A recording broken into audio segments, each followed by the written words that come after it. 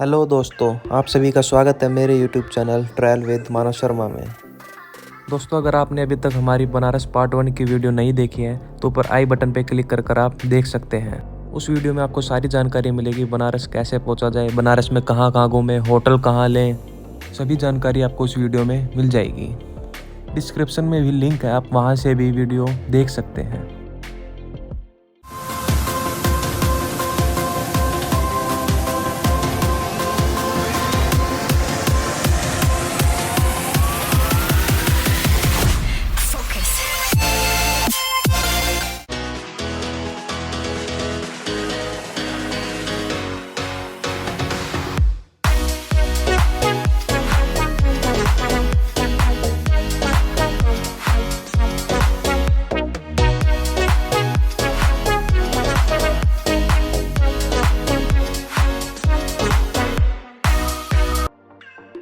तो हमारे दिन की शुरुआत हुई फिर से गदोलिया चौक से।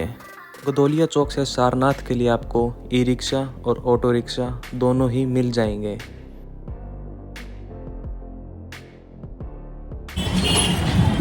टाइम हुआ अभी 10:30 और निकल चुके हम सारनाथ के लिए। तो मिलते हैं सीधा सारनाथ। गदोलिया चौक से सारनाथ की दूरी 10 किलोमीटर की है, जो कि आप 1 घंटे में कवर कर लेंगे। किराए की बात करें तो अगर आप गदोलिया चौक से ऑटो लेते हैं तो 100 रुपीज़ पर पर्सन चार्ज करेंगे, जो कि आपको वापस गदोलिया चौक छोड़ देंगे। तो सुबह 10 बजे हम पहुंच गए थे सारनाथ टेम्पल। सारनाथ में आपको अशोक का 4 मुख सिंह स्तंभ, भगवान बुद्ध का मंदिर, धार्मिक स्तूप, चौखंडी स्तूप और म्यूजियम जैसी चीज़ें देखने को मिलेंगी।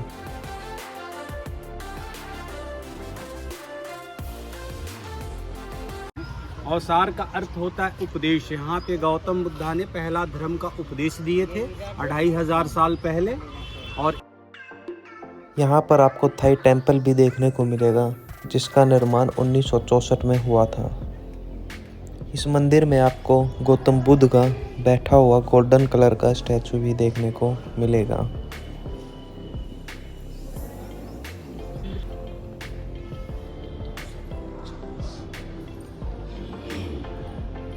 की 4 स्थान का लगभग नाम सुना होगा। फर्स्ट है नेपाल है, लुम्बिनी बोलते हैं जो जन्म स्थान है। सेकंड है बुद्ध गया बिहार, बिहार में मेडिटेशन किए, तपस्या प्राप्ति किए। और यहाँ पे 5 बौद्ध भिक्षुओं को लेकर के धर्म प्रचार किए थे 2500 साल पहले। और चौथे हैं कुशीनगर गोरखपुर में, वो महानिर्माण प्राप्त हुए, स्लीपिंग मुद्रा, लेटे हुए हैं। और ये मंदिर के बगल में पीपल का झाड़ है, बौद्धि वृक्ष बोलते हैं, जो ओरिजिनल गया में पाया जाता है। कटिंग सिलोन में है, जो अशोक का लड़का लड़की ले गए संघमित्रा महेंद्र ने। तीसरे एक ब्रांच को 1964 में डोनेट किया गया है, तीसरा ब्रांच। इधर में गौतम बुद्ध हैं जो मेडिटेशन मुद्रा में है, सीधी लाभ मुद्रा में है। बीच में उपदेश मुद्रा है। 2 स्टेचू है धर्म चक्र परिवर्तन, जो धर्म का प्रचार प्रसार हुए। और हिंदी में लिखा है बुद्धम शरणम गच्छामि, धम्मम शरणम गच्छामि, संघम शरणम गच्छामि। तो अभी हम लोग बौद्ध वृक्ष देखेंगे, थोड़ा प्राचीन स्तूप देखेंगे जहाँ पे महात्मा बुद्ध ने उपदेश दिया था 2500 साल अपना पहला उपदेश जी। फिर हम लोग मंदिर में चलेंगे। फिर लाफिंग बुद्धा है, भूमि मुद्रा, और बड़ा विशाल जो बुद्ध प्रतिमा है 80 फुट 9 इंच का है, अभय मुद्रा बोलते हैं। जो अभय का वरदान जो है उंगली माल डाकू को दिए थे। लगभग एक सराय बस्ती जगह का नाम है, वहाँ पे उंगली माल डाकू का अड्डा हुआ करते हैं। ठीक है, तो उस रास्ते से गौतम बुद्ध गुजर रहे थे तो उंगली माल डाकू ने देखा तो आवाज़ लगाया, ठहरो। किस लिए? उंगलियां को काटने के लिए। 99 उंगलियां काट चुके थे, एक शौक बना था। तो इस बात को सुनते हुए गौतम बुद्ध ने बोला कि मैं तो ठहरा हूँ, आप कब ठहरोगे? इस बात को सुनते हुए उंगली माल डाकू ने हाथ को जोड़ करके पैर के ऊपर में गिर गया। और चलते हुए पोजीशन में अभय का वरदान जो है उंगली माल डाकू को दिए थे कि आज के बाद ऐसा काम नहीं करना। ठीक है ना? ये सारनाथ की स्तूप बोलते हैं, और अशोक स्तूप भी बोला जाता है, और गौतम बुद्ध की स्तूप बोले जाते हैं। ठीक है, तो ये यहाँ पे 2500 साल पहले गौतम बुद्ध ने धर्म प्रचार किए थे। उस समय क्या था कि मिट्टी का आकार का चौतरा हुआ करता था। अगर राजा अशोक का नाम सुना होगा आप लोग ने, उड़ीसा में कलिंग युद्ध करने के बाद काफी रक्त वगैरह बहे थे, तो बौद्ध धर्म को स्वीकार किया। अगर बुद्ध की 4 अवशेषे हैं, जैसे हड्डियाँ हैं, दांत है, सर की बाल और नाखून। एक मिट्टी के कलश में रख करके जगह को सेफ रखने के लिए जैसे शिवलिंग टाइप के एक स्तूप को निर्माण सम्राट अशोक ने की। हाइट इसकी 103 फुट है लंबाई और गोलाकारी डायमीटर जो है 93 फुट है। ये आर्कोलॉजिकल डिपार्टमेंट मेंटेन करता है। यहाँ से लगभग 300 मीटर दूर जाने से 25 रुपीज़ का चार्ज लगता है ऑनलाइन बुकिंग करने। ये जो है लाफिंग बुद्धा है जो गिफ्ट में देते हैं।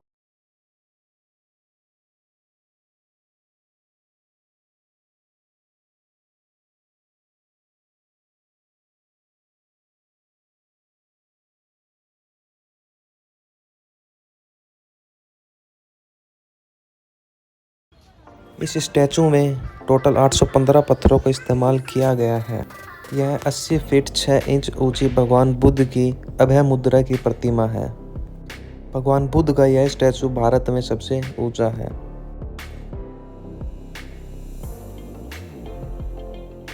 बैल है और घोड़ा है। बैल घोड़ा जो है मुद्रा पोजीशन है। 24 का चक्र भी है जो हमारे भारत के अंदर में तिरंगे झंडे के ऊपर में दर्शाए जाते हैं और समय का भी प्रतिक्रिया 24 घंटे की बताते हैं। अगर आपको बनारसी साड़ी लेनी है तो यहाँ आ सकते हैं आप लेने। सारनाथ मंदिर के सामने आपको साड़ी की शॉप मिल जाएगी। अगर आप चाहें तो वहाँ से शॉपिंग कर सकते हैं।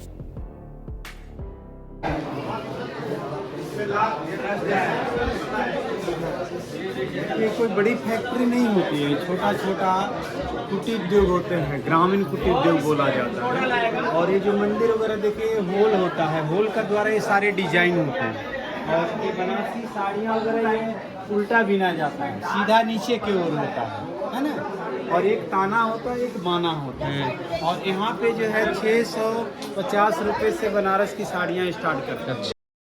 अब हम चल दिए धामुक स्तूपा देखने, जो कि सारनाथ मंदिर से 100 या 200 मीटर दूर था।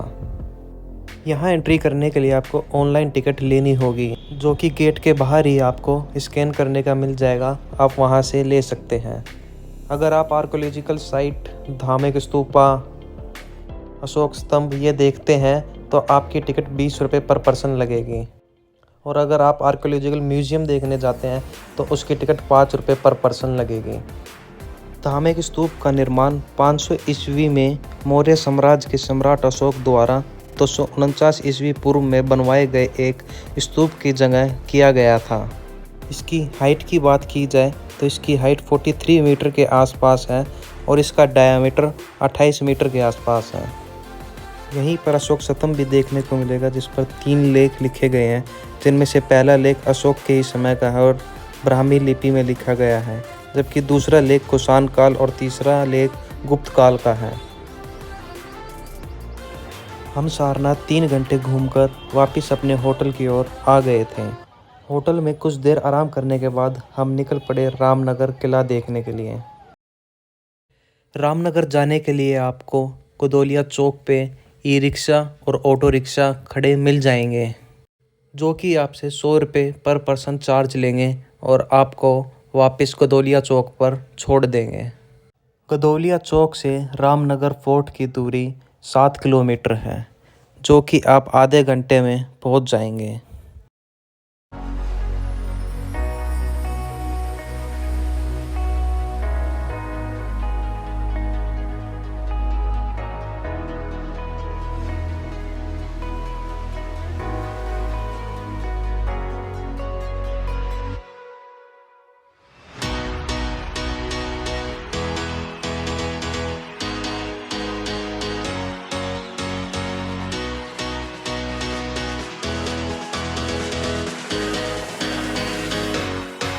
रामनगर फोर्ट की टाइमिंग की बात करें तो यह सुबह 10 बजे ओपन हो जाता है और शाम के 5 बजे तक ओपन रहता है।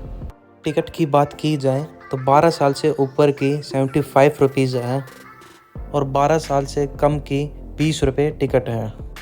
रामनगर किले का निर्माण सैंडस्टोन के पत्थरों से 1750 में काशी नरेश राजा बलवंत सिंह द्वारा मुगल शैली में कराया गया था। महाभारत काल के दौरान रामनगर ही वह स्थान था जहां वेदव्यास रहकर तपस्या किया करते थे। यह किला 18वीं शताब्दी में ऋषि के प्रति समर्पण के रूप में बनाया गया था। 18वीं शताब्दी तक यहाँ भगवान राम के जीवन की कहानियों का स्टेज परफॉर्मेंस होने लगा और इस तरह इस स्थान को रामनगर नाम मिला। रामनगर किले में आपको म्यूज़ियम भी दिखेगा, जिसमें आपको राम रथ, पुरानी कारें, रॉयल पालकी, तलवारों का एक शस्त्रागार और पुरानी बंदूकें, हाथी दांत का काम और प्राचीन घड़ियां रखी गई हैं और कुछ तोपें आपको देखने को मिलेंगी। रामनगर का किला 10 दिनों तक चलने वाले रामलीला के लिए देश दुनिया में प्रसिद्ध है। यहाँ का रावण दहन देखने के लिए लोग दूर दूर से आते हैं। किले के पीछे ही आपको गंगा नदी का व्यू भी देखने को मिलेगा, जो कि काफ़ी सुंदर दिखाई देता है।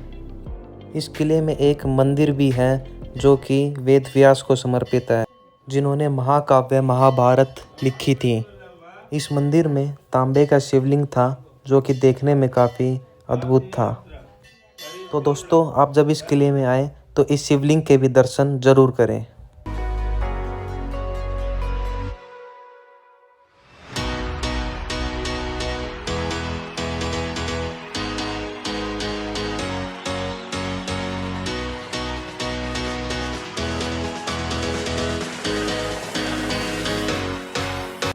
इस किले में आपको बड़े बड़े दरवाजे देखने को मिलेंगे और बाहर वॉलीबॉल खेलते हुए कुछ बच्चे।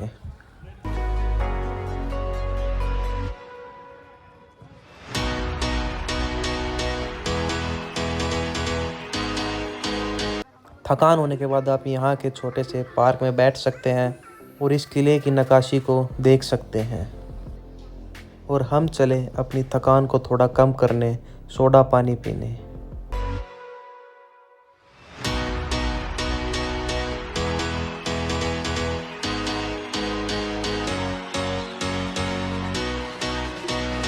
दोस्तों, अब बात करते हैं बजट की।